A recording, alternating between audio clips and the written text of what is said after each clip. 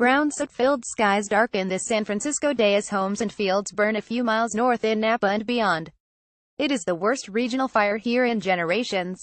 Texas, Florida, Puerto Rico and now Northern California, tourist destinations all are reeling from a death toll and economic hit brought by hurricanes, floods, and fires.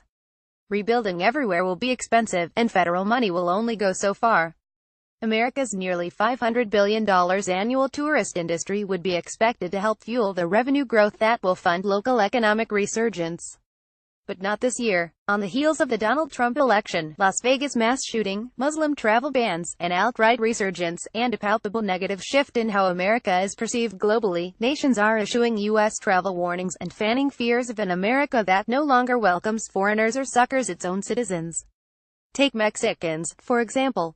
President Trump actively denigrates them, so they increasingly have decided to stay home this year.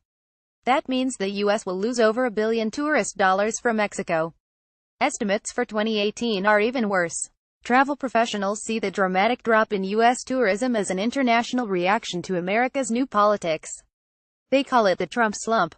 Travel luminary Arthur Frommer says the slump will now cost the U.S. billions in lost revenue and result in disappearing jobs for hundreds of thousands of workers in hotels, restaurants, transportation, stores, tour operations, travel agencies, and the like. All this during a hotelier's presidency.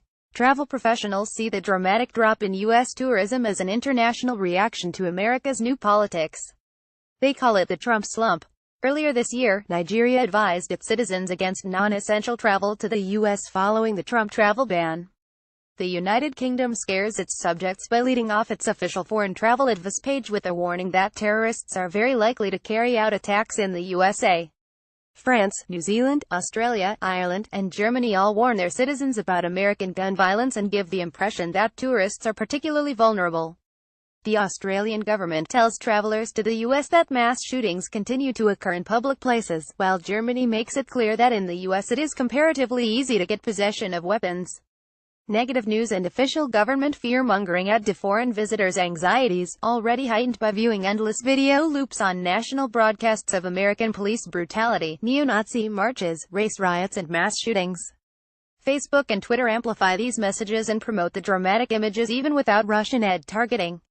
Mass shootings in Orlando or Las Vegas all feed the firmly established narrative of America as a wild and dangerous society where an innocent Australian bride can be shot by police or where club and concertgoers get shot while dancing.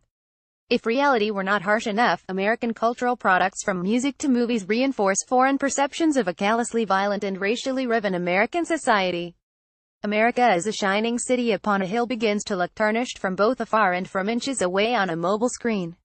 A romanticized Woodstock once captured the imagination of the world's youth, now it's a bump stock that represents a cold, contemporary America.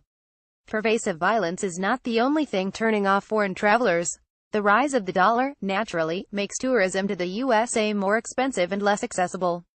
It also drives down exports in general, making American products such as Napa Valley wines even pricier and harder to sell overseas. Puerto Rico is mostly immune to shifts in dollar fluctuations and the feckless nature of foreign tourists since its currency is the dollar and Americans are 90% of the tourist business. A strong dollar, however, also means that Americans can go elsewhere cheaper, perhaps skipping a devastated Puerto Rico altogether. The hard-hit and debt-burdened island is a long way from anything resembling recovery. Hurricane-damaged infrastructure and industry will keep tourists away. San Francisco is my hometown and tourism is a key industry here. Technology is increasingly the driving economic force, but tourism brings my city around $10 billion annually. In nearby Sonoma County, the fires still rage.